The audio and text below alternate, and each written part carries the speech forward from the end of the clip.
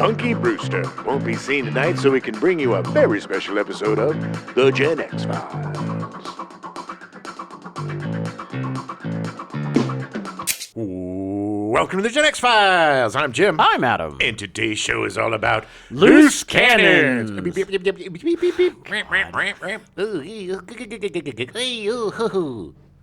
Wow, just as embarrassingly bad as it was in the movie. Yes, we need to talk about mental illness. I gotta admit, when we decided to do Loose Cannons, I remember really not liking this movie and it being really bad.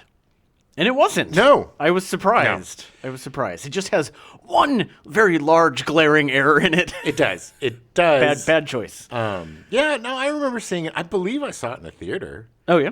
That's a huge. Makes I'm a sense. huge Aykroyd flan. Flan? And I eat flan. And You eat flan while watching the flan? Yeah. I eat flan while eating Dan Aykroyd, yes. It's my dessert. No, I love Dan Aykroyd. I love Gene Hackman. I love Dom DeLuise. Dom DeLuise is so good. So, yeah, I'm pretty sure I saw it in the theater, and it was fine. I mean, look, it's like 90% a good movie. It is. And it's that 10% It's that one that is just missing the mark so much. awful choice. Awful choice. Just insulting. I mean, especially now in hindsight, yes. Although then they knew. They knew then. Well, yes, but it was still made fun of back then. And what the only thing that people really knew of DID, which was then known as multiple personality disorder, was mostly Sally Field as Sybil. Yeah. Which was found to be a fraud. Right. The actual case wasn't true. Yeah. Eventually. But, so most people were fascinated with it, and it was used in TV sparingly. There was always, the twin that wasn't really a twin. I think they did that with on Magnum P.I. with Sharon Stone, I believe, played twins, but I think one of the twins was dead, and it was a multiple personality thing. Oh, yeah. One of the best examples in modern pop culture, I believe, is the Doom Patrol. Sure. And the lady, the woman that has the multiple personalities, that different powers and all that stuff. Sure. But it's handled very well. The underground stuff is, yes. Yeah. The actual, nitty. I mean, look, as somebody who's dealt with it, and not to go into it, but I dated somebody with DID. And it's horrifying. It's horrifying. Yeah. And it's... In the history of DID, I don't think anybody became the Roadrunner or Popeye. No. Or Captain Kirk. That kind of flies in the face of dissociative identity and disorder. There was no, if I was waiting for them to be like, yes, he was abused as a child and left in front of the TV, and then somehow that, but there was no. The problem is, where they really missed the mark is when they explained his. We'll get into all this, but I just want to get this out really quickly. When they explained his whole deal, it was that he was undercover narcotics cop, got captured, tortured for a couple of days. Yeah. And the police chief, who's also his uncle, said that, well, that's a personality that comes out. Well, we never saw that personality, the torturer. No. And I would think that the torturer coming out and being the guy... Being a mean guy. The masculine, dude. The man who comes out in danger, that makes sense because these personalities are created out of extreme trauma. Yeah. Whether it's physical, sexual, usually both, mental, just horrendous abuse. Yeah, not being able to have the ability to deal with it, so you have other... No, and quite frankly, 2 days of torture is not going to do it unless you have some sort of proclivity for it. But even then, what they're talking about is PTSD. They're not talking about DID. So it is just a mess of... It's a very large, glaring hole in this movie that otherwise is a pretty entertaining, kind of action adventure or political thriller kind of thing with great chemistry between the two leads and Dom DeLuise. It's got a very Lethal Weapon 2 vibe to it. Yeah, the Hackman and Aykroyd are great together, especially Hackman. I mean, he's so good because he could have just been the jerk throughout. Like at the beginning, he's kind of a jerk. Yeah, but he comes around in a really organic way that gives credence to this film. Yeah. And I think, I mean, we'll get into it, but it's just, things, you got to make fun of a lot more stuff back then. And there was nothing was really sacrosanct. Nothing was really precious. And I'm not saying that it's good to make fun of mental illness. I just think that we didn't have a very compassionate understanding of what mental illness does. Well, I think a lot of people just didn't understand it. Of course. Yeah. I mean, we're not that far from when Reagan, emptied out all the mental hospitals and threw everybody out on the streets, you know, and started the whole homeless problem.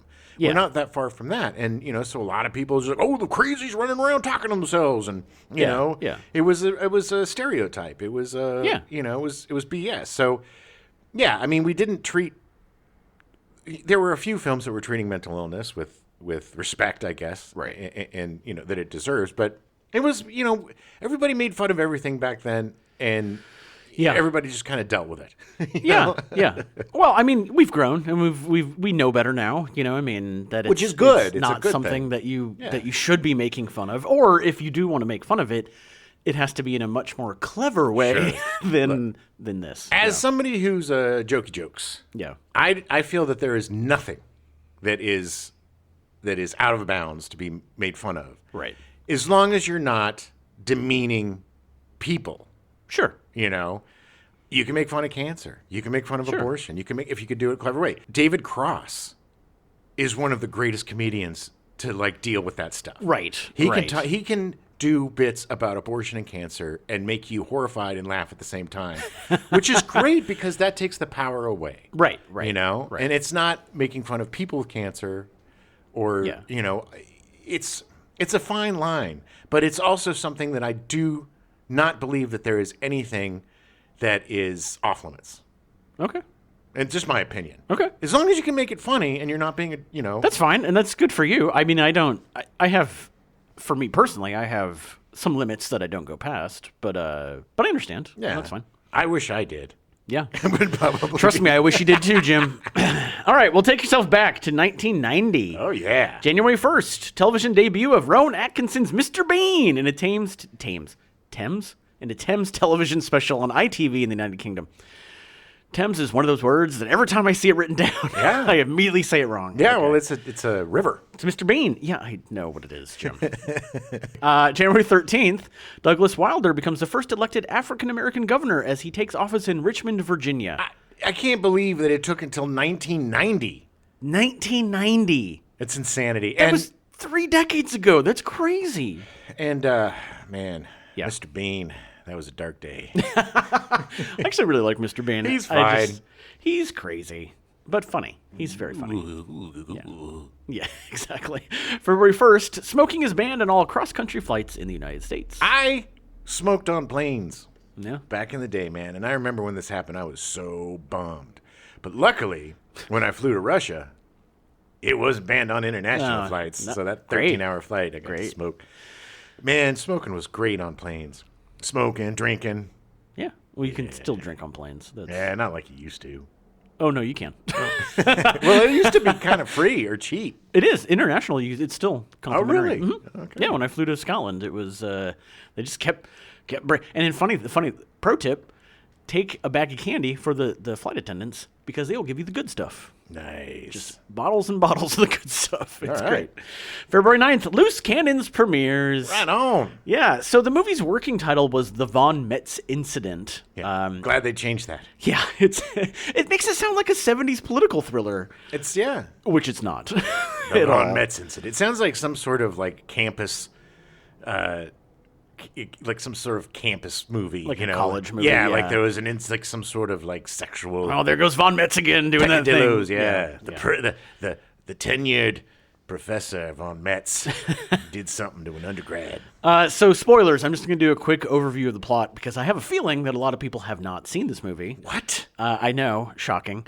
The movie is about a sordid sex tape of the incoming West German chancellor having sex with Adolf Hitler. Kirk von Metz, the chancellor in question, hires anyone who has seen the film to be murdered. Okay, I have to ask you, because this is what confused me. Yeah. They kept saying it was a sex tape. Yeah. But when they showed the tape, it was him assisting in his suicide. Killing, essentially, Hitler. So was it a sex tape, or was it him being a Nazi helping him? That was not made entirely clear. Exactly. I mean, the idea for von Metz was that he was a Nazi. I mean, that's really at the end of the day. Sure. But I think the way that... I don't think it was an actual sex tape. I think that's was the lip service, so that because at the end of the day, but it doesn't make sense. Okay, I just want to get this out of the way. Sure, then we'll totally get through it because this is what really confused me about the movie. So, Dom DeLuise's character is a pornographer. Yeah, pornographer. Yeah, and he saw the tape or the film. It was a film. In a party. Said, there was a party, and he saw it there. And he said those it were all was the a people sex tape that he was going to have murdered. Right. Yeah. And then, sex tape. But then, when we get to the end, it's him assisting in the suicide. There's no sex. Right. And they never even talk about the suicide thing. So it's like a switcheroo. Well, there was... I mean, kind of. When they talked about Strickler or whatever, and the guy Paul Koslow plays, whatever his name is, he talked about him being Grimmer, yeah. Talking about him being a ardent like neo-Nazi. Sure. And so I think the implication was that if it were to be revealed that Hitler was actually dead, not beyond von Metz being a Nazi, him being dead kind of, I guess, ruins their neo-Nazi stuff. No, it was. I think the whole thing was about the Nazi, about the guy who was going to be with the scar, the old Gorbachev birthmark, the old Gorbachev birthmark. He was going to be the new chancellor of Eastern Germany. And it wasn't. I think it wasn't just the fact that he was that he was a Nazi itself, but that he was in the inner circle much that he was able to help Hitler kill himself. So was the whole porn tape a MacGuffin? I think so. God, look, man. Although it was a really big reel, so maybe they had sex before that, and then he killed him. Well, they should have talked about it because they really did disservice to the ending. It was weird because it wasn't a bad movie, but they made these mistakes that take it out of the realm of so lazy. For whatever reason, everyone who has seen the sex movie, unquote, quote unquote, is in the Washington, D.C. area, enter two hard-nosed detectives, one of whom has dissociative identity disorder, then called MPD. Multiple personality disorder. From a failed undercover drug sting. When he's under stress, he blacks out and reverts to cartoon characters like Popeye or the Roadrunner, or famous fictional people like Captain Kirk. Yes. Pretty much anything he's seen on TV. Well, any impersonation which he can do, he did. At the end of the day, deserved more of an explanation than what it was. Yeah, I mean, was the TV on while he was being tortured? You know, I thought they were going to say that and be like, they forced him to watch all this stuff for 2 days. Because it's just... But it's obvious that he was on the spectrum. Like, even without the DID stuff. That's what drives me nuts. Yeah. Is Dan Aykroyd is on the spectrum. Dan Aykroyd is...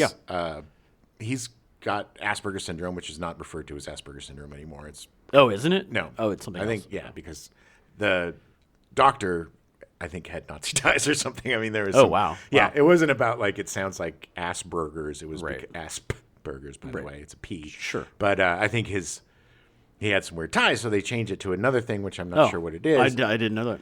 But he does such a good job. Like, if they played it real, this could have been a good buddy action movie. It was the beginning of something that could have been more movies. Oh my God. And like it felt almost like it was like an early 80s, late 70s like TV movie that they could have just made more, like continued to make more of them. Yes, it was them two together was so good. And and if they would have handled it, like Monk. I mean, that's what kept coming up when we were watching this movie is Monk. And Monk doesn't have DID. Monk has OCD. OCD, yeah. And obsessive compulsive disorder. Yeah. I have mumble mouth disorder.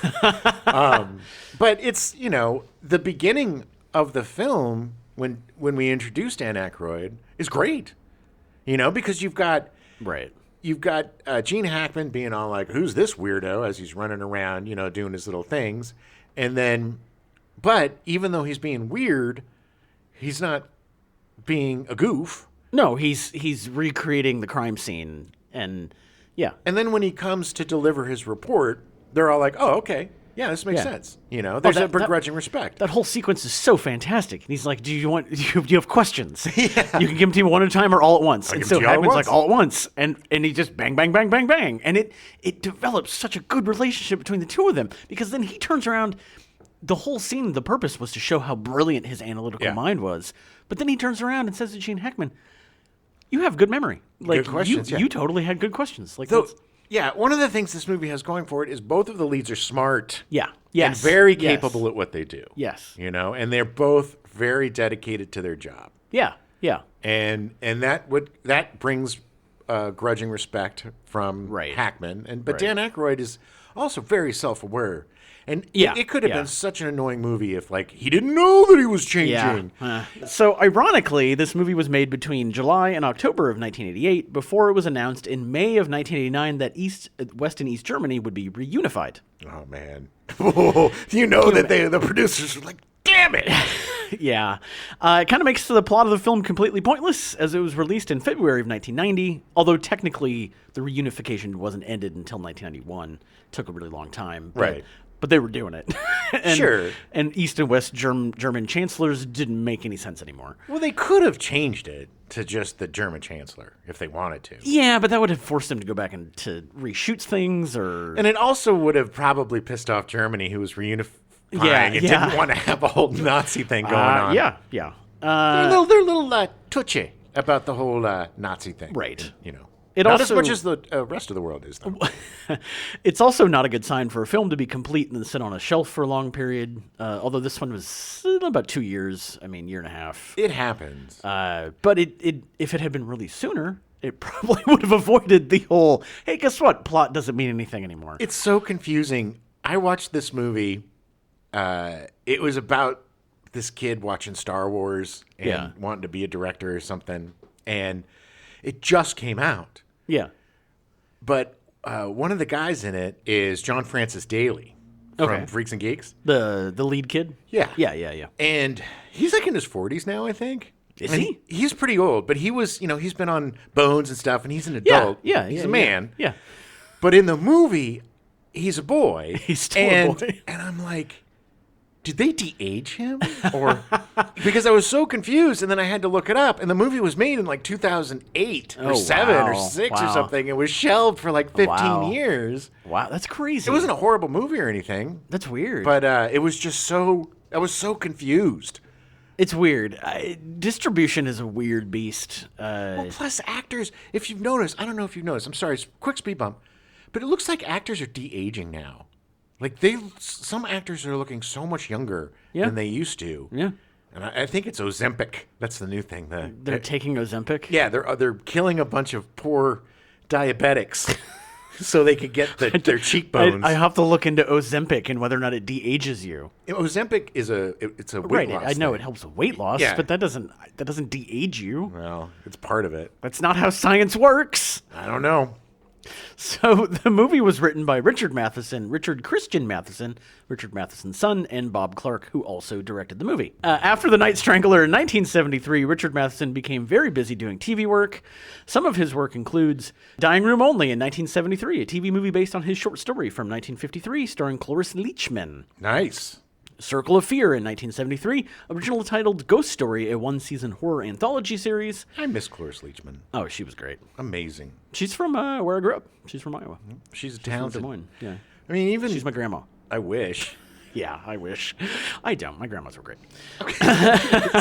Trilogy of Terror in 1975, an anthology horror TV movie from his short stories, including the one with the Zuni doll. Oh, yeah, and Karen Black. Yeah. Oh, crazy-eyed Karen Black. The Martian Chronicle in 1979 and Martian Chronicles in 1979 and 1980, the miniseries based on the Ray Bradbury books and starring Darren McGavin. When that came out, that was so hyped, man. We were all so crazy ready for that. It was good. It was, you can find it on YouTube. It's great.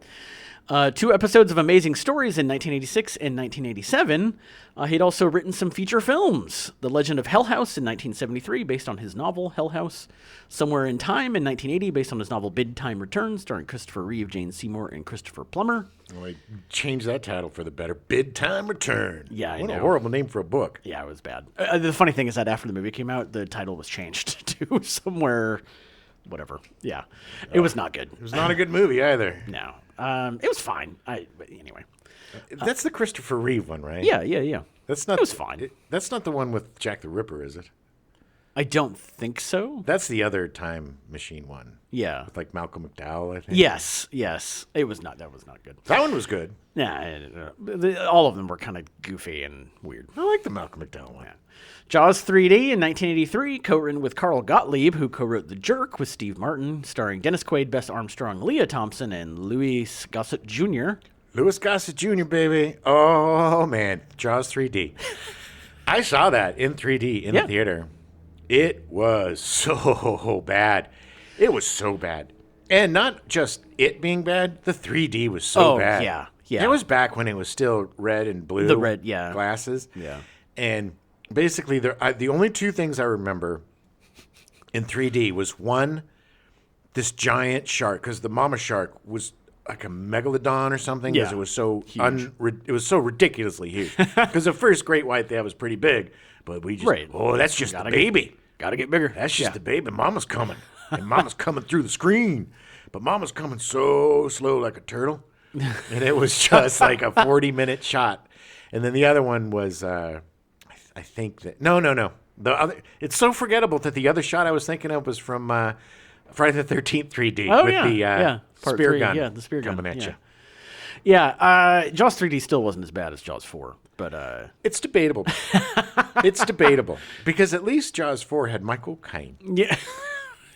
Well, so much like his father, Richard Christian Matheson is a novelist and short story writer. He's the author of over 100 short stories of psychological horror and magic realism, which are gathered in over 150 major anthologies. Good for him. Yeah, he's a very busy man.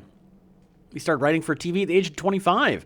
In 1978, writing episodes for Three's Company and The Incredible Hulk. Come and knock on our door. We've been waiting for you. All the kisses are hers and hers is Three's Company too.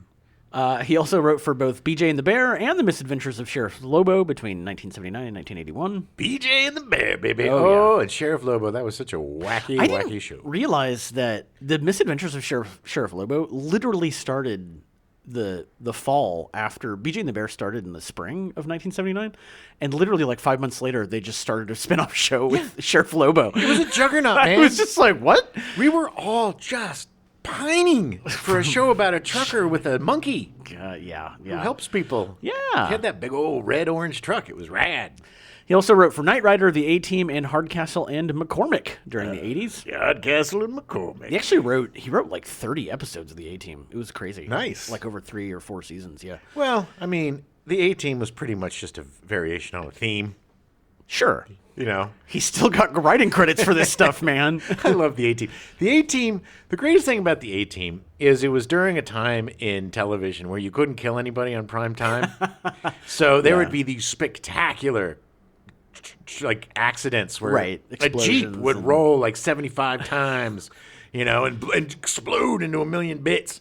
And then two guys walk out kind of limping, brushing dust off. They were pulling the Chucky Heston, the Omega Man. Exactly. It doesn't matter if my helicopter crashed. I'm just going to crawl out. And my clothes are shredded. In 1986, he wrote for the sitcom Stir Crazy, based on the 1980 movie starring Gene Wilder and Richard Pryor, directed by Sidney Poitier.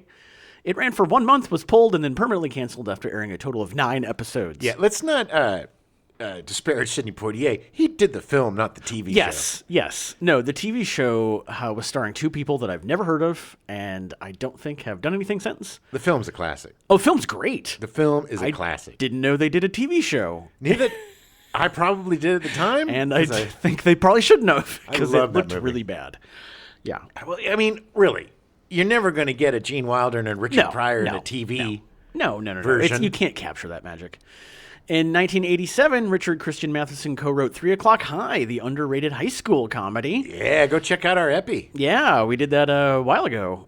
It's great. Great movie. Absolutely amazing. Great. Super underrated. Yeah, and if you love the Coen brothers, you'll love this movie because the visual style is just so unique. So good. In 1988, he co-wrote It Takes Two, the Cold Feet wedding comedy starring George Newbern, Leslie Hope, Kimberly Foster, and Barry Corbin. Okay. I don't remember this movie at all. I don't. I remember. Has a very fast red Lamborghini in it. Okay. I mean, probably saw it. I'm sure you did. In 1989, one of Matheson's other kids, Chris, would have a hit movie. It was Bill and Ted's Excellent Adventure. Really? Yeah. He wrote it or directed it? He wrote it. All 4 of his kids have had movies and various writings done. You know what's really...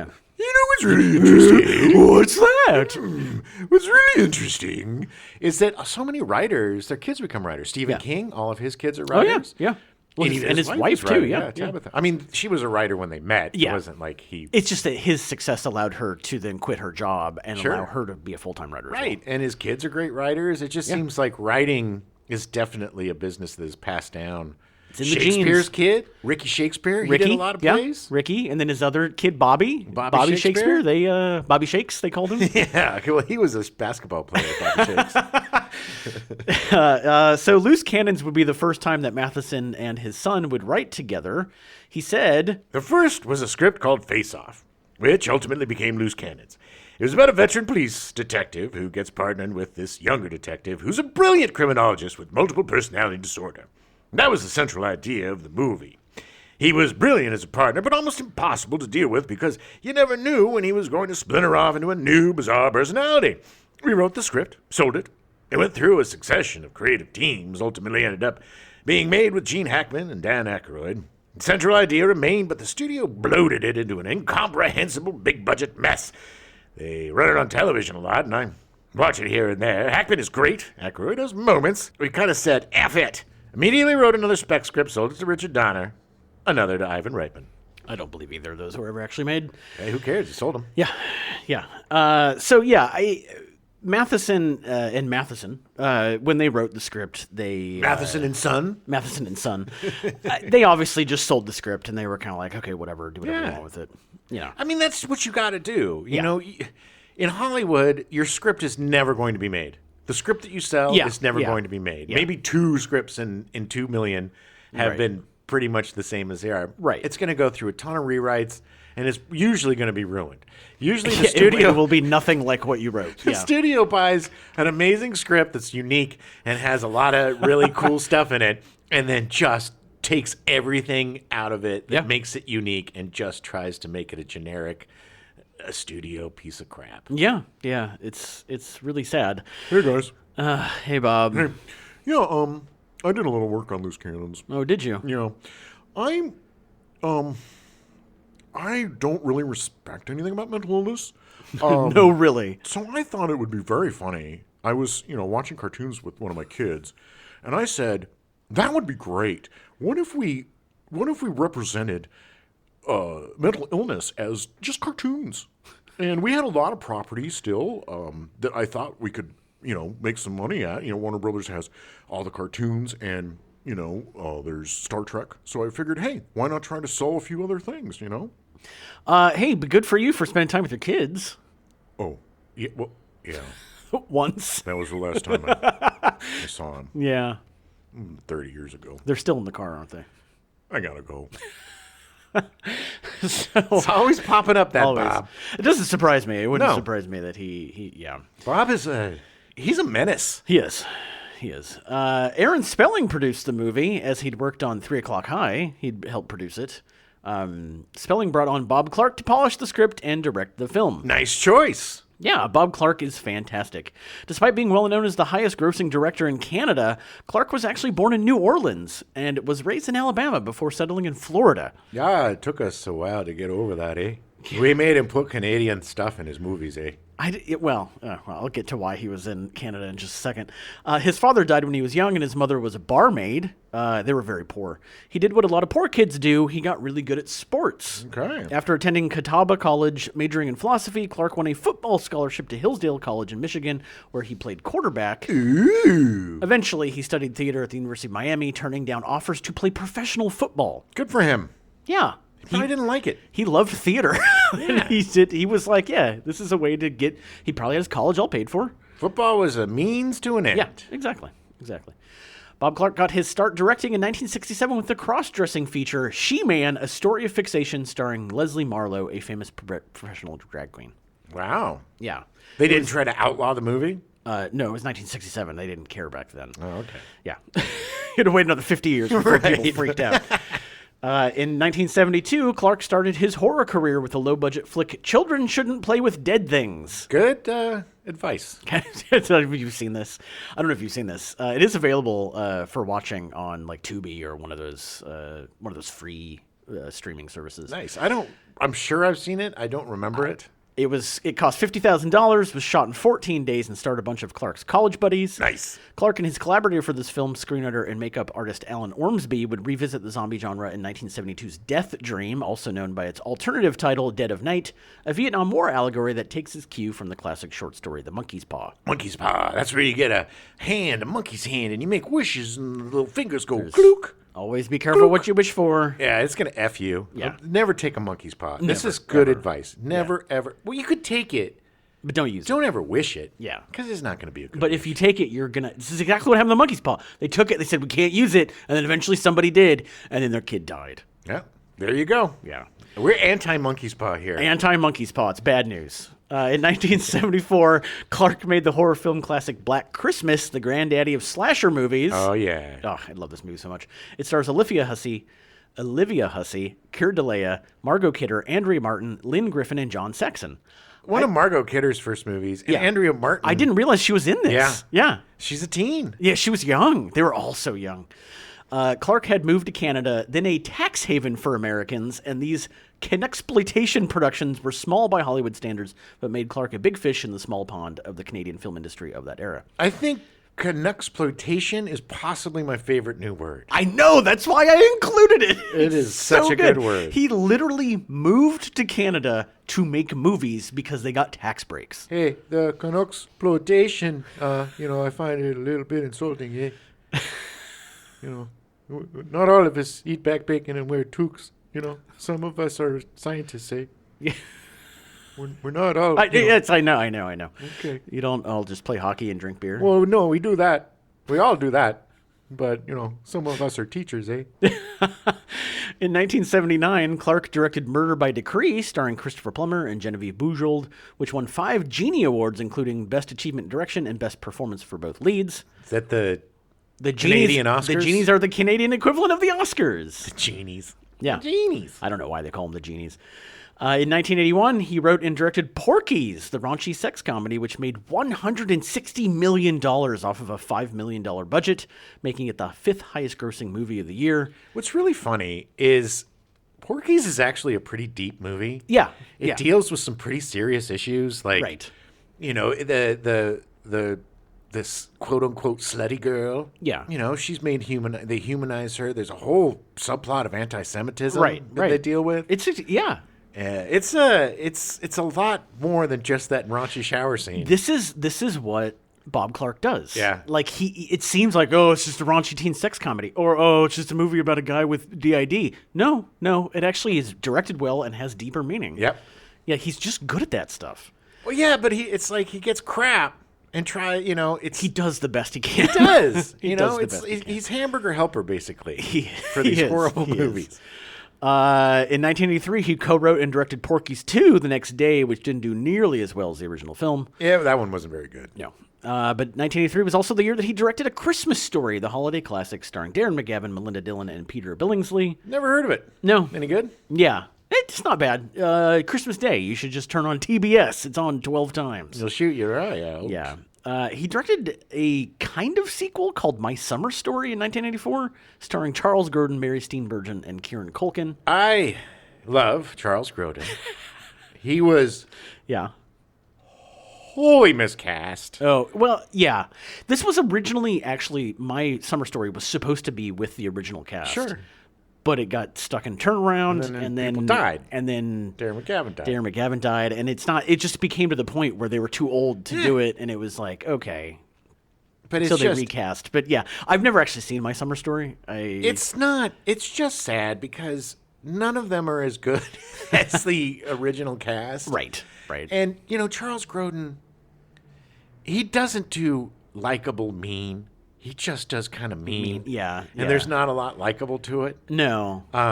In Clifford, we tried to see him be likable mean, and it just got to the point where it's like, no, just get mean. It's fine. Yeah. So it's just, the Darren McGavin is such an amazing performance in A Christmas Story because he's gruff. He's everybody's gruff dad with a soft heart. He was my dad when I was growing up. I identified with him. Yeah. Of course. Yeah. I mean, If he drank a lot, he would have been my stepdad. But as much as I adore Charles Grodin, he just It just wasn't. He didn't right. click it. He didn't click that part right. That's too bad.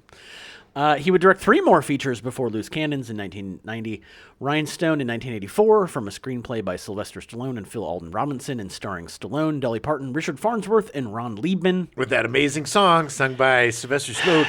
He called me a drinking stein. I love Bob Clark so much, but there is an ongoing thread that he has made some of the worst movies, considered worldwide some of the worst movies ever made. Yeah. Rhinestone is one of those. That's his fault. He decided to direct a movie written by... Hey.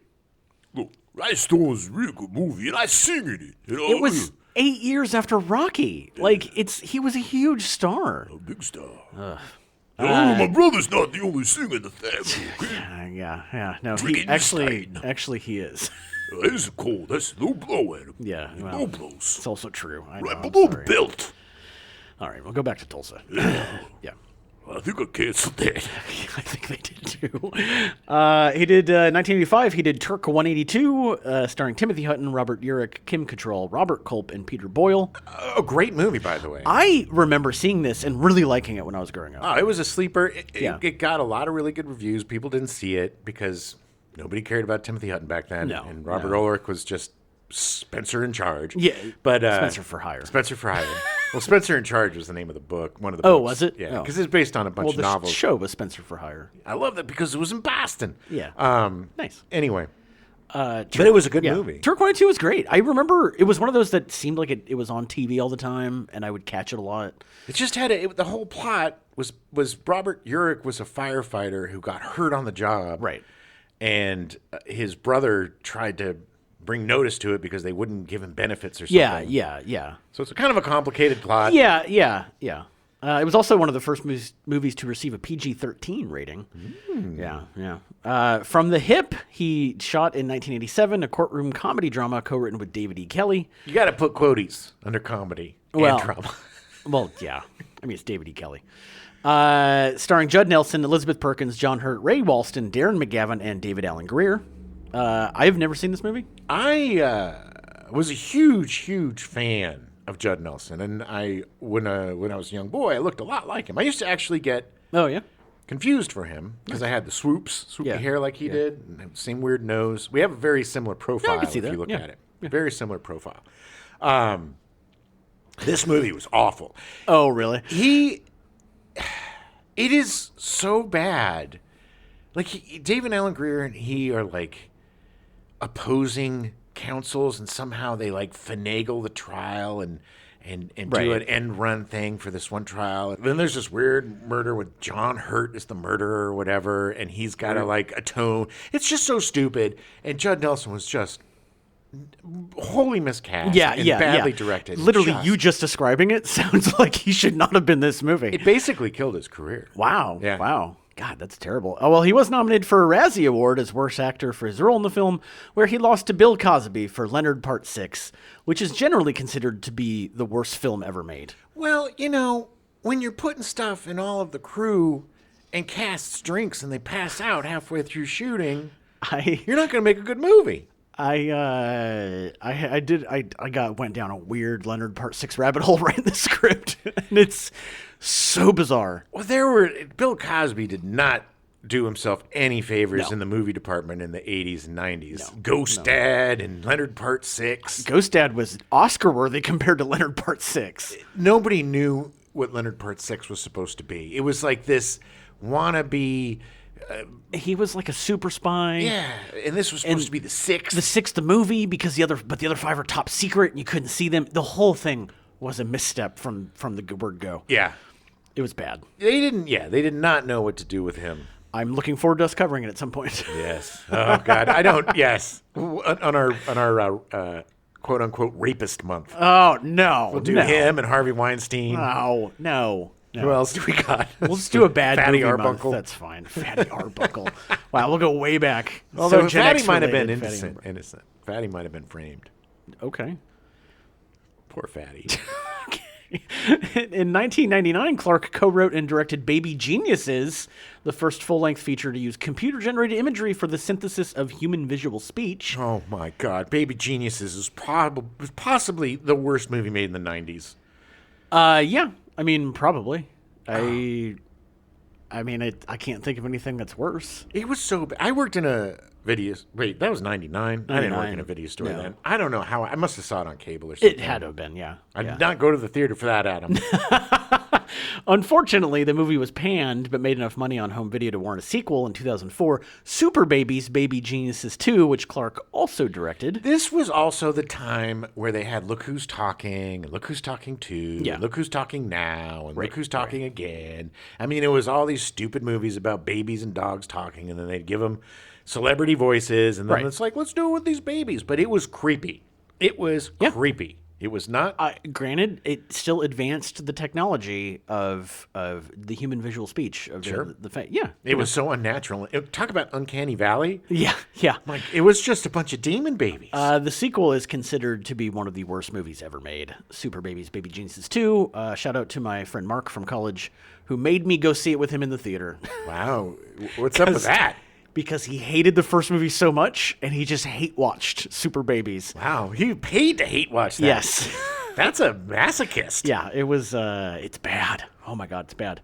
Also, in 2004, Clark directed the ABC family TV movie, The Karate Dog, starring Chevy Chase, Simon Rex, Jon Voight, Jamie Presley, and Pat Morita. Poor Jamie Presley and poor Pat Morita. Yeah. You know, Simon Rex. You remember Simon Rex? Yeah, kind of. Simon Rex, he was like this MTV guy. Yeah. Had a bit of a career, and then all of these, pardon me, but all of these solo masturbation tapes of him came out and kind of killed his career. Porn killed his career. Well. All right, well, don't release your masturbation tapes. Lesson learned. Really? Damn it. Sadly, in 2007, Clark was driving through the Pacific Palisades with his younger son and was hit by a drunk driver who swerved into oncoming traffic and was tested as having 3 times the legal BAC level while driving without a license. God, that is the most preventable crime in the world. Yep. Drunk driving, I have absolutely no sympathy for anybody getting busted for drunk driving. Apparently, the California penal system does, because the driver pleaded no contest and served 6 years in prison for vehicular manslaughter. Did both of them die? Yes. He killed both of them. That's just 6 years. He apparently was barely hurt, but they both died. Of course, the drunk always is fine because their body is just 6 years. Wobbly. 6 years for murdering 2 people. And murdering a knowingly getting behind a wheel without a license and being so drunk that you're 3 times the legal limit, he should still be in prison. Yes, he murdered a national treasure that made A Christmas Story. Yeah. Every year, he should be forced to sit for the entire 48 hours and watch The Christmas Story over and over again. Okay, so Gene Hackman was cast as Detective MacArthur Maxstern. Hackman had 5 movies released in 1988. I'm going to go around when the movie was shot rather than it was released. Bat 21, co-starring Danny Glover, about saving a U.S. airman shot down behind enemy lines during the Vietnam War. Great movie. I don't think I've ever seen this. It's a great movie. And I need to see it, yeah. It's one of those, they had a lot of these behind enemy lines movies for a while. It was its own genre. Yeah. But this is one of the better ones, and he and Danny Glover were just awesome. I love both of them so much. Well, it's just such a neat relationship because there's certain, I think, Bat 21 is the person that goes down. Bat 21. Yeah. And they're behind enemy lines, and I don't remember who was the pilot and who was the guy. Right. I think Hackman was the pilot. I think so. I don't know. That sounds right. I haven't seen this since it came out, but I love this movie, and we'll definitely cover it. Yeah, for sure. Split Decisions, a boxing crime movie co-starring Craig Sheffer, Jeff Fahey, and Jennifer Beals. I don't remember that. All I remember is Craig Sheffer was slated. It was really funny when A River Runs Through It came out, directed by Sundance, Robert Redford. Mm-hmm. It was with Craig Sheffer and Brad Pitt, and all of the articles were Craig Sheffer's. He's the next huge. Paul Newman. Yeah. He's the next big guy. He's the next. Nobody's talking about Brad Pitt. Yeah. And guess what happened? Yeah, and then guess who spent 7 seasons on One Tree Hill. Craig Sheffer. Did he? Yes. They tried with him. They did. I mean, it's not. He had a decent career. He just didn't have a Brad Pitt career by any means. Well, he just wasn't as good. He was good in that movie. I mean, they were both great in that movie. Yeah. But Brad Pitt. No offense to our buddy, but Brad Pitt's a much better actor. Yeah. I agree. Another Woman, the Woody Allen drama starring Gina Rowlands and a ton of other people. I've never seen this Woody Allen movie. It's about the time I gave up on Woody Allen. Yeah. Late 80s. Yeah. Early 90s. It was like, I think the last thing I saw of him that I liked was the Bullets Over Broadway, which was later than the 90s. It was in the 90s. Yeah, it was in the 90s. It was John in the 90s, Cusack. yeah. It was a fun movie, but yeah. He just pretty much started making the same damn movie over and over again. Right. Hackman was also in Full Moon and Blue Water, co-starring Terry Garr, Burgess Meredith, and Elias Koteas. Yeah, which I've never seen. I have no idea. And perhaps the most notable in 1988, Mississippi Burning, co-starring Willem Dafoe, directed by Alan Parker, and he was nominated for an Academy Award for Best Actor. Which he should have won. That movie He should have. Ridiculously good. Good old Alan Parker, man. Fantastic director. But also such a great movie about the civil rights era and just like what these guys were up against in the South with the Klan and just this. It was insane. Willem Dafoe also should have won an Oscar. He was ridiculous in this movie. It was a great movie. It was nominated for like 12 or 13 Academy Awards, if I remember correctly. Well, he should have won. It did only win a few. It didn't win a lot, unfortunately. It's a shame. But Alan Parker, he's so fantastic. Yep. He also made Bugsy Malone. Bugsy Malone. Check out our Bugsy Malone episode, Alan Parker. Bugsy Malone. We talk about him a lot more, which is a weird movie, but great. It's a great movie. In 1989, Hackman was in... Is it great? Yeah, I mean, I would say it's great. Okay. Yes. Okay, and its uniqueness, sure. Yeah, it's weird, but it was a great movie. Best thing Scott Baio's ever done. Wait. Charles in Charge. Charles in Charge. Or... of our days. Chachi. Joni loves Chachi. Yeah. Well, yeah. He's got 3 things. Pick them. He's got Bugsy Malone, Joni loves Chachi, Happy Days, which is Joni loves Chachi, and Charles in Charge. Yeah. And then Right Wing A-Hole. In 1989, Hackman was in The Package, a political action thriller co-starring Joanna Cassidy, Tommy Lee Jones, John Hurt, and Dennis Franz. I kept saying, check out my package. Yeah. Check out my package. That was a good movie. The movie was, I read the plot synopsis of it, and I almost included it, but I was like, no, it would be speed bump. But it's literally about the Soviet Union and America deciding to disarm all their nukes. And then military guys below them going, no. Yeah. And then overthrowing that whole plan. I was like, really? Like, that's the plot of your movie? It was the time when Russia was the bad guy all the time. And didn't his wife get, like, kidnapped or something? And well, no, some guy got assassinated. Hackman was the head of, like, the security team while they were having their talks. And then a guy comes in and assassinates somebody, and he gets blamed because your perimeter wasn't tight enough. Okay, I'm convincing... I'm confusing this with the movie he did with Matt Dillon, and I think it was Joanna Cassidy again. I'm not sure. Probably. But his wife, no. I think it was Ann Archer. His wife gets kidnapped, and then he and Matt Dillon have to go save her because he was a secret agent or something. I don't know. Hackman did some weird stuff. A lot of these movies all blend together. Yeah. Obviously, Hackman has had a stellar career. One of the best actors ever. I got to be honest. After watching Loose Cannons, I want to go back and watch more of his stuff from this era because he was so good. God, he was so good. If you haven't seen a movie called The Conversation, starring Gene Hackman and directed by Coppola, I believe it was Francis Ford Coppola. Yeah. Go get it now. It is the absolute best movie about paranoia you will ever see. And the performance by Gene Hackman it's his best perforance of his career. Totally and that's saying a lot. Totally agree. It is a phenomenal movie. Tour de force. Absolutely phenomenal. We will cover it at some point. He hasn't been in a feature film since 2004 when he did Welcome to Mooseport. Yeah, welcome to Mooseport. Yeah, I'm running from there. Everybody loves Raymond, but everybody likes Gene Hackman. Old guy, I'm not gonna win there. They tried so hard to make him a bigger star than just the TV.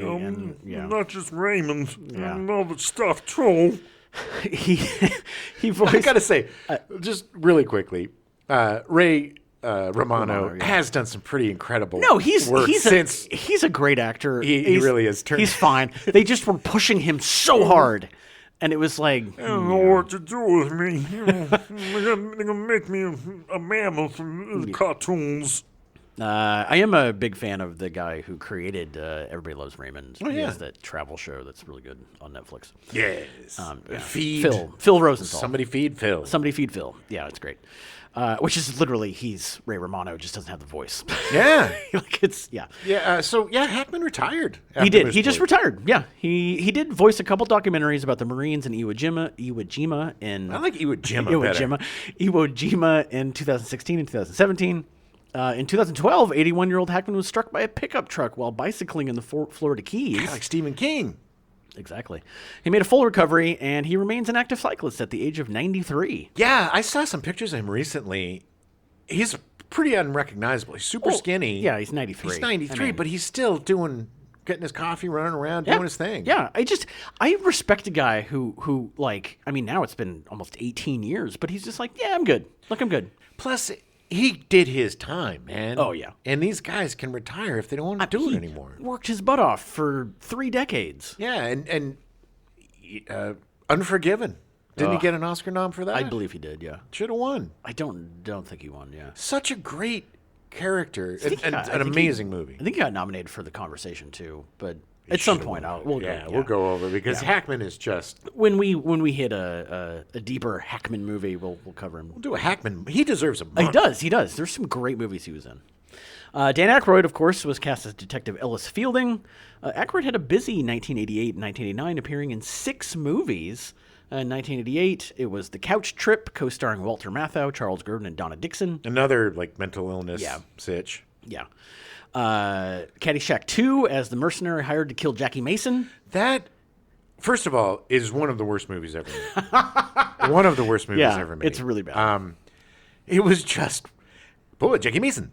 He was trying to do his thing, but there's Too much Jackie Mason. Hey, what are you talking about? You got to take him in small bits, man. But Dan Aykroyd's character, he was this guy, talked like this, and I think he was castrated by a. They were trying so hard to capture the Bill Murray weirdness, and it just was so obvious. Oh, it was so bad. That movie was so bad, and I think even Chevy Chase came back for a cameo in it.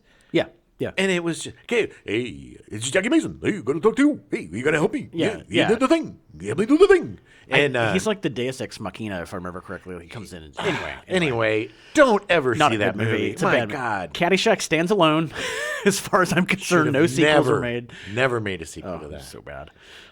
He also did My Stepmother is an Alien, co-written by Herschel Weingrod, who wrote Trading Places, and co-starring Kim Basinger, John Lovitz, and Allison Hannigan. That wasn't bad.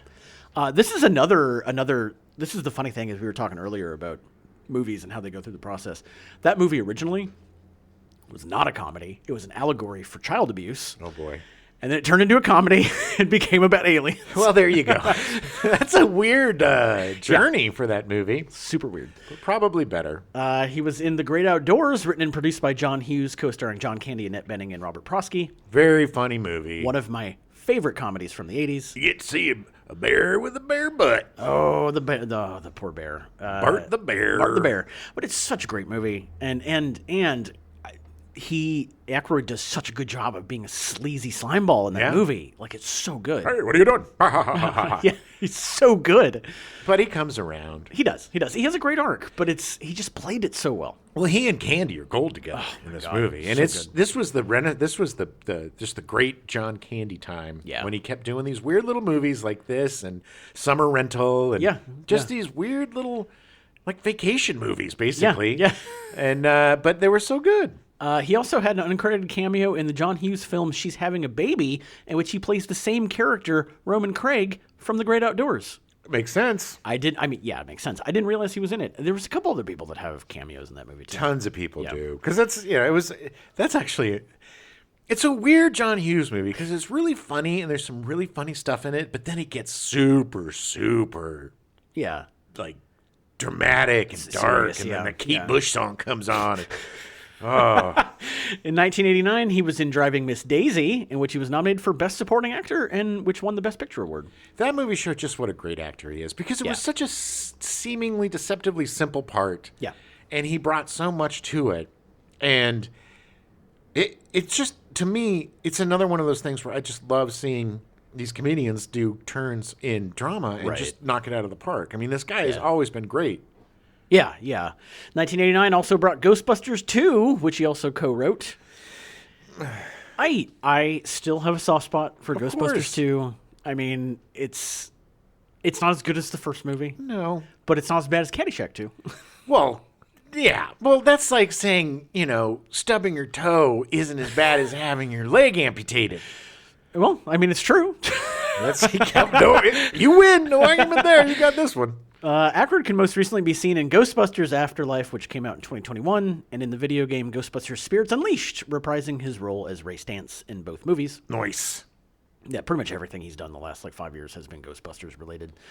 Hey, if it ain't broke. He's executive producing all this stuff, so it's like, whatever, man, go for it. Aykroyd said of Loose Cannons at the time, "This is the wildest role I've ever had.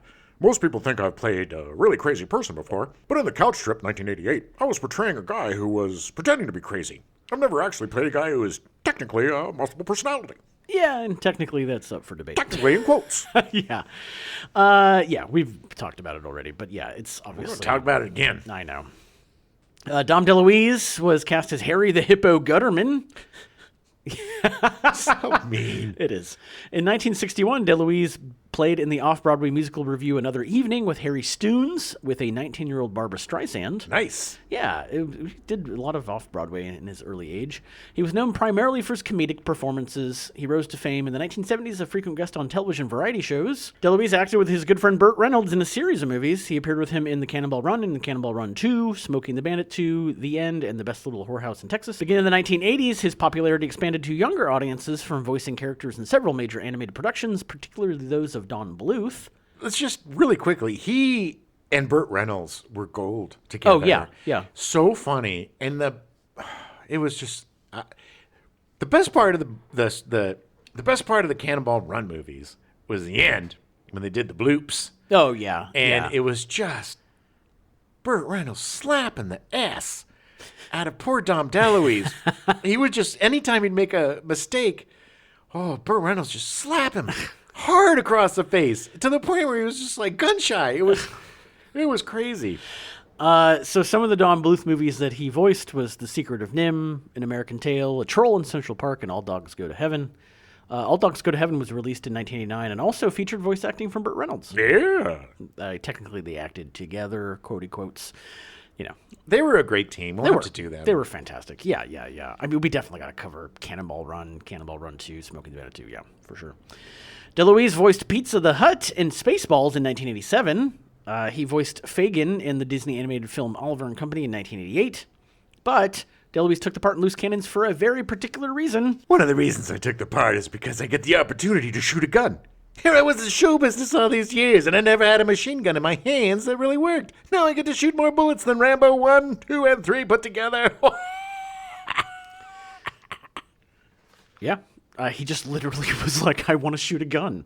Oh, man. Which was great. The scene where he pops out, he just goes to town with that machine gun. It's fantastic. Yeah, no, that was great. It's just, oh, man, so big. He just looked like he was out of breath. Every time he had to run and stuff, I just felt bad for him. Every time.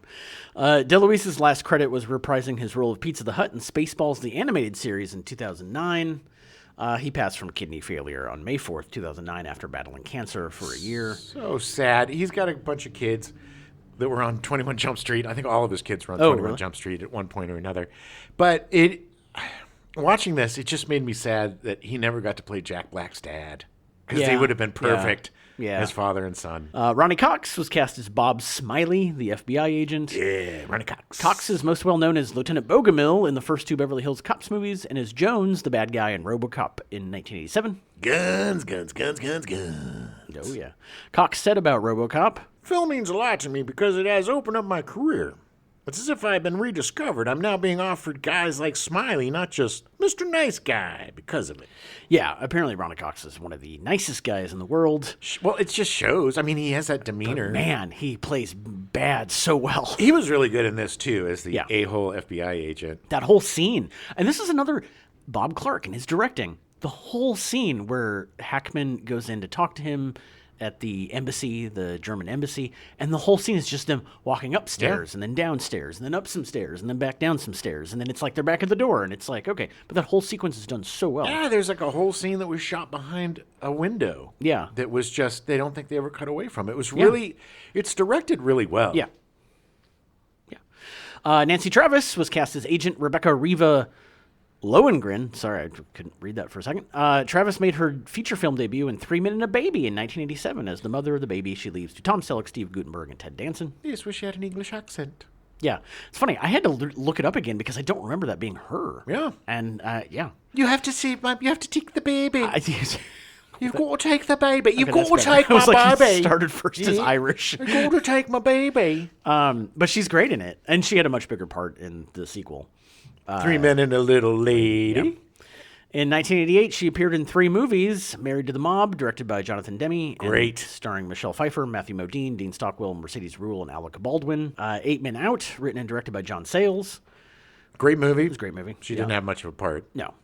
I'll Be Home for Christmas, the World War II TV movie drama co-starring Hal Holbrook, Eva Marie Saint, Courtney Cox, Peter Gallagher, and David Moscow, who played Josh Baskin from Big.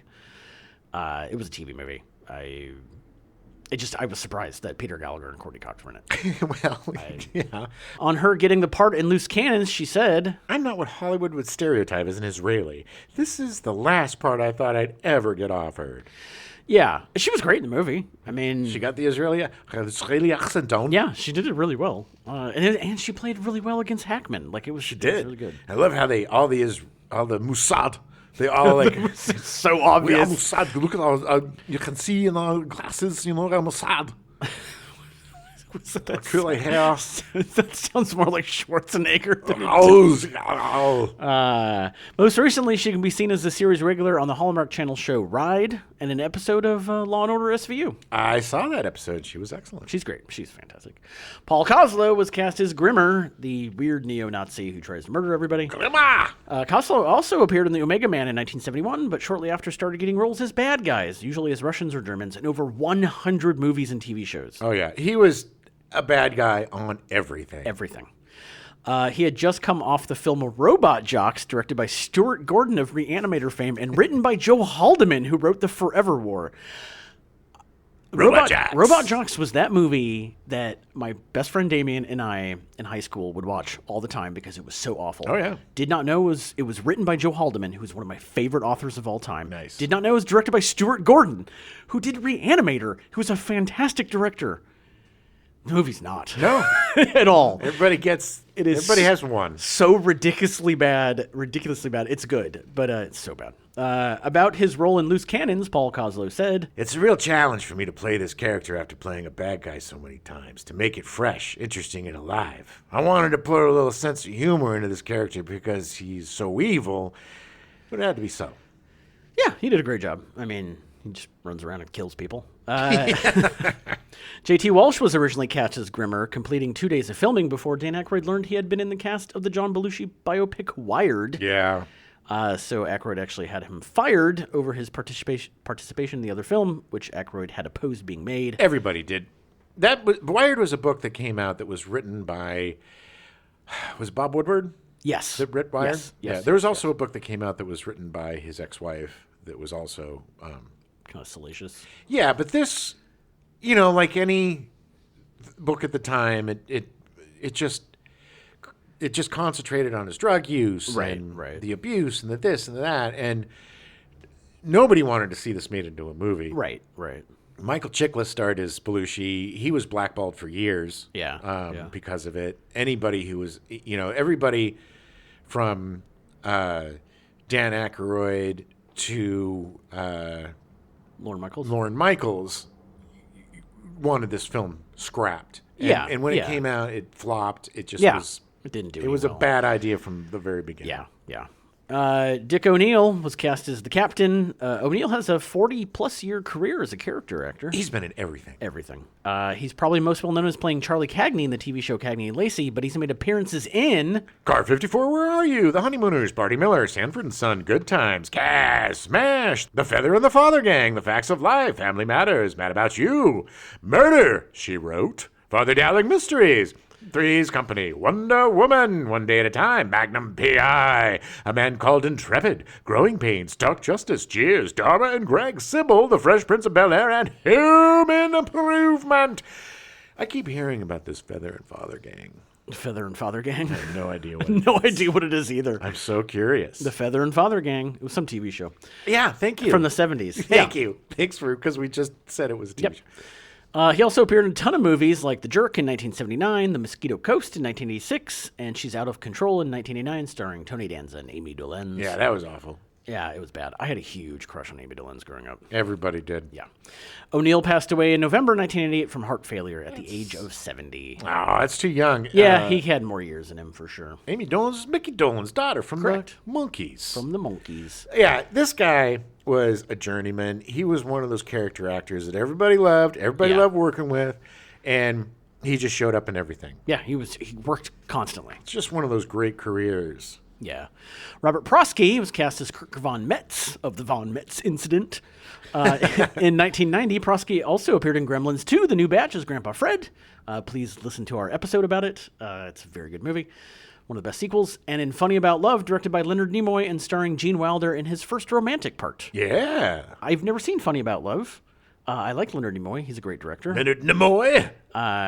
He also directed 3 Men and a Baby. He did. And I can't imagine Gene Wilder in a romantic part. It just seems odd. He played a few romantic parts. He played that. He played the woman in red. Oh, yeah. I remember that. Yeah, yeah. I mean, come on. He's a great there actor. Was romantic parts of the... of Willy Wonka? No, but Young Frankenstein. He Yes, had love I know, interest. I know, There's, I know. there's other films. It's not I like know. he's ugly. He's a good actor. No, not by any means. He's a handsome leading man.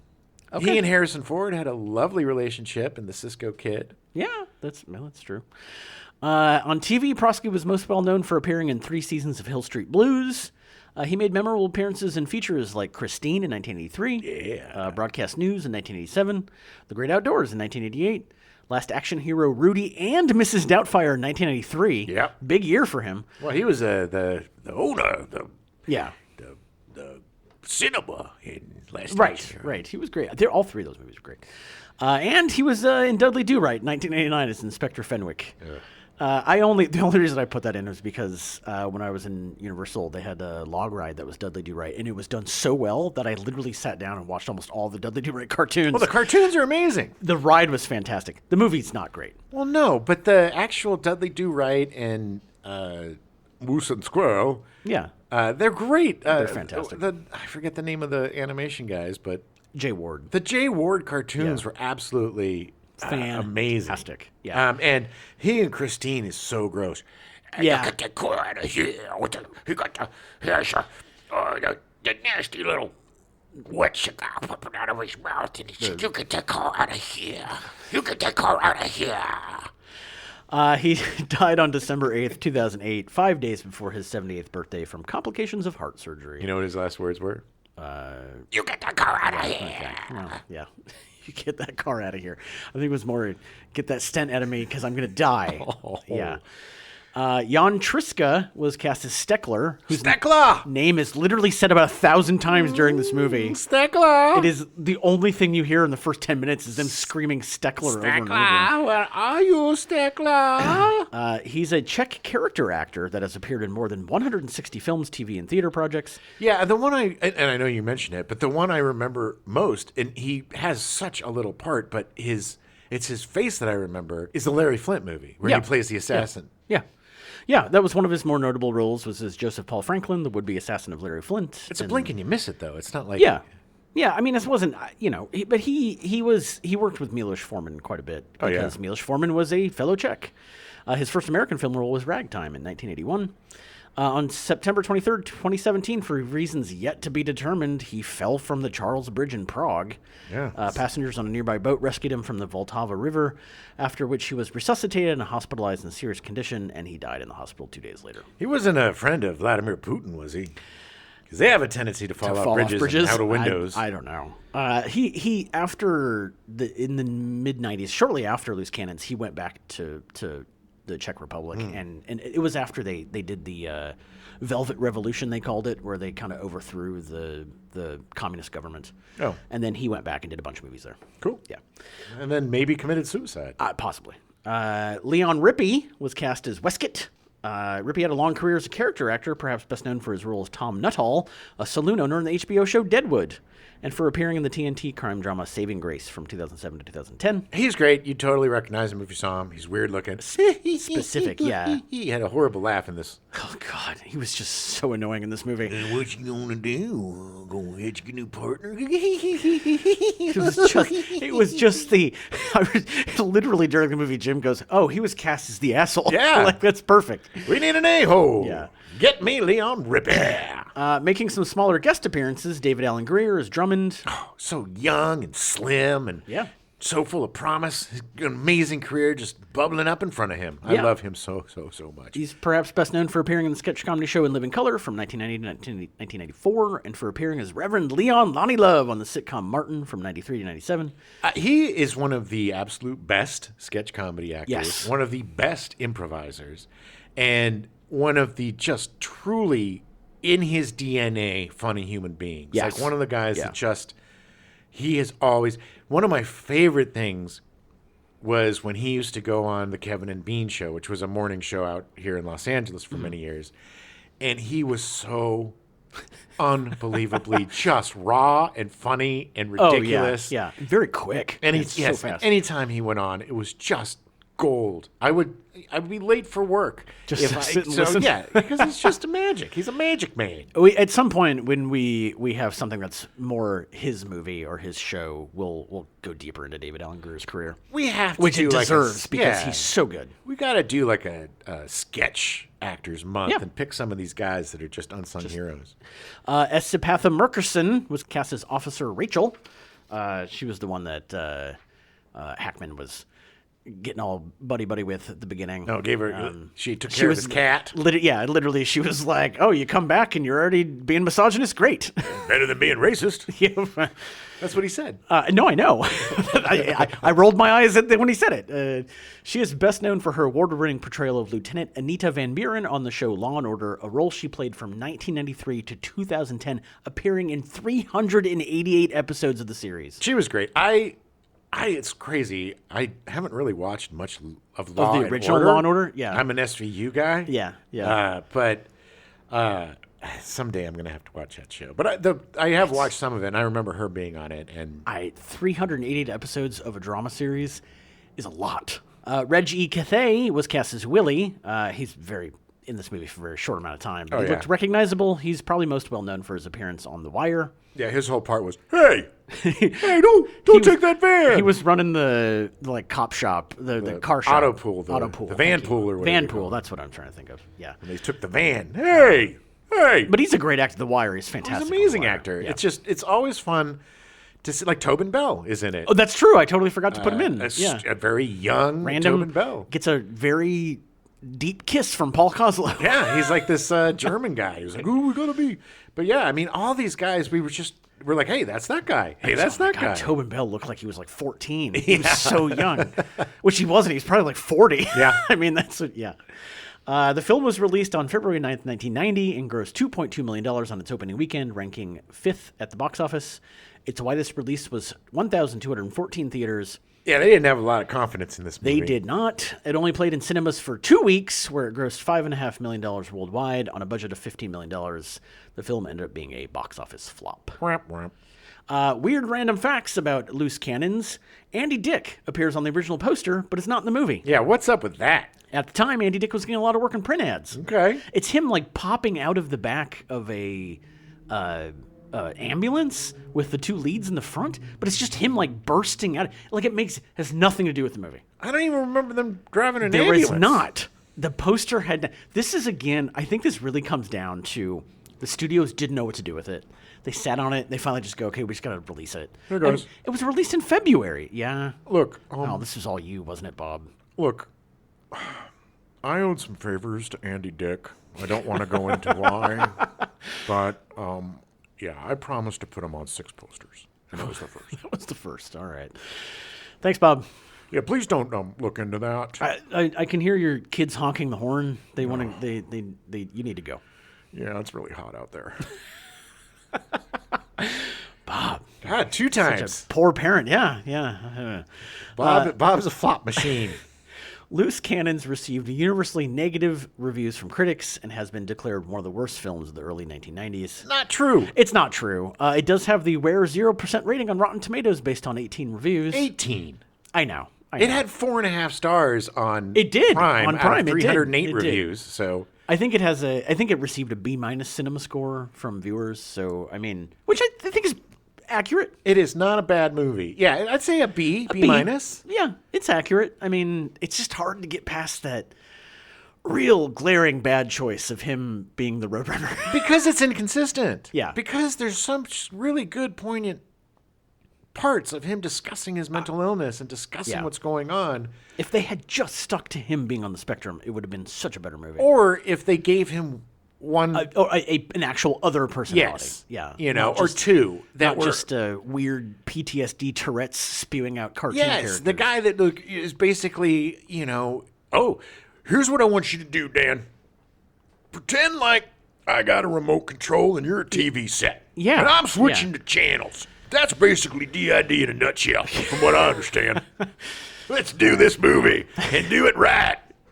In May 2013, Calgary police investigated after footage from the film was found in a landfill by a worker who mistook it for evidence of an actual murder. weird. It was later noticed that Aykroyd was in the frame, and the police contacted his agent, who, after some searching, stated it was a section from Loose Cannons. TMZ reported that after the incident, Aykroyd said, That movie should have been left in the landfill where it belongs.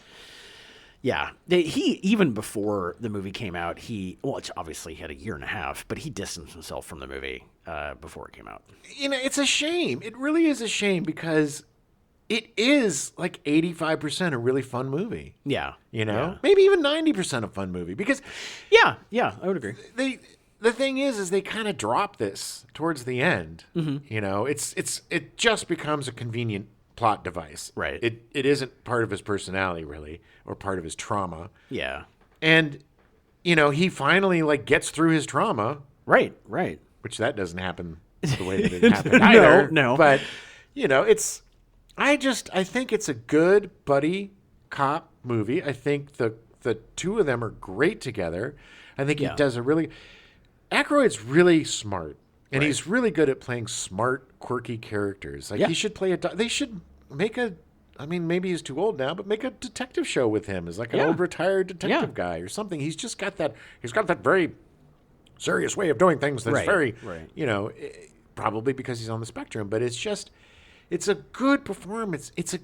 The moments between the two of them are really good. Yeah. It is good acting. If somebody just showed you the scene where Aykroyd's been shot and Hackman comes up to him and he's like, "Are you going to be okay?" Whatever. Yeah. You would have been like, "I want to see that movie." Right, exactly. Yeah. I agree. I totally agree. It's a better movie than people think, and it could have been a much better movie if certain choices. If were one person would have stood up and said, "This is not what DID is." Yeah. This is. They had made one phone call just to anybody. Should we maybe get a expert? To No. Sure. No. I mean, this is a pretty big deal. I'm pretty sure Bob ixnayed all the experts. Pretty sure. I'm not calling him back. You don't need an expert. I am the expert. Yeah, exactly. I didn't put this in, but I meant to. But Richard Christian Matheson is doing movies and stuff. He was part of the reason that Nightmares and Dreamscapes got made. Nice. Which has one of the greatest episodes of TV I've ever seen, called Battlegrounds, where I think it's John Hurt. Yes, and the little mini army men that go and attack him. Not a single line of dialogue in the entire hour. It is one of the greatest things I've ever seen. It was fantastic. Yes, it is, and it's a great story by Stephen King. Too. Yeah. That was it was such a good series. It was done by TNT, if I remember correctly, and they did such a nice job of adapting these short stories. Yeah. It was done. I remember when it came out, it was like a weekly thing. Yeah. And we were so excited to see these Stephen King things. Yeah. And usually so disappointed by Stephen King things. And it was nice to see something deliver. Yeah, it was good. He's doing more anthology stuff and still working and doing a lot of writing. He's a short story guy. He is. Richard Matheson would go on to focus on novels after this and short stories again after 1990, mainly writing westerns, releasing 17 novels until his death in 2013. From a drug overdose. No, he was like 86. Yeah, doing heroin every day. Yes. Shooting up that horse. Yeah, it was really funny because he also wrote like 100 short stories in that time. Like, it was crazy how much he kept producing afterwards. Well, short stories are easy. If you ever chance, a really good novel. It came out in 1982, Western, The Journal of the Gun Years is really good. Nice. He also did a fictional Wild Bill Hickok novel, which is really good. Cool.